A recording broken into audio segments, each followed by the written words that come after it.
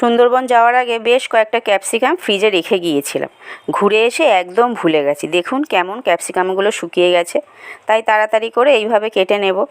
দুটো বড় সাইজের পেঁয়াজকেও আমি এইভাবে স্কোয়ার করে কেটে নিয়েছিলাম।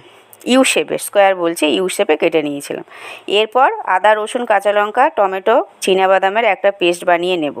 তারপর একটা বাটিতে কিছুটা টক দই নিয়ে সাথে নুন, হলুদ গুঁড়ো, লঙ্কার গুঁড়ো, কাশ্মীরি লঙ্কার গুঁড়ো, গরম মশলা, চিনি, কসুরি মেথি দিয়ে ভালো করে গুলিয়ে রেখে দেবো।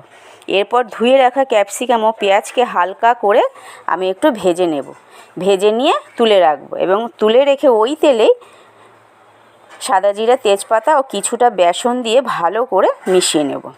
এরপর আদা, রসুন ও টমেটোর পেস্টটা দিয়ে ভালো করে মিশিয়ে নেব। মিশিয়ে নিতে নিতে যখন তেল ছাড়তে শুরু করবে তখন গুলিয়ে রাখা মশলার জলটা দিয়ে সাথে ভেজে রাখা ক্যাপসিকাম ও পেঁয়াজটাও দিয়ে অল্প জল দিয়ে চাপা দিয়ে দেব কিছুক্ষণের জন্য। কিছুক্ষণ পরে যখন আমি চাপাটা খুলে দেখব তখন রান্নাটা প্রায় হয়ে যাবে। হয়ে গেলে আমি ওপর দিয়ে অল্প ধনেপাতা দিয়ে দেবো। তারপরে রুটির সাথে আমি প্লেটে একটা বাটিতে সার্ভ করে দেব। শুধু রুটি কেন, পরোটার সাথেও কিন্তু দারুণ লাগবে। একবার এইভাবে বানিয়ে খেয়ে দেখতে পারেন, কিন্তু সত্যি ভালো লাগবে।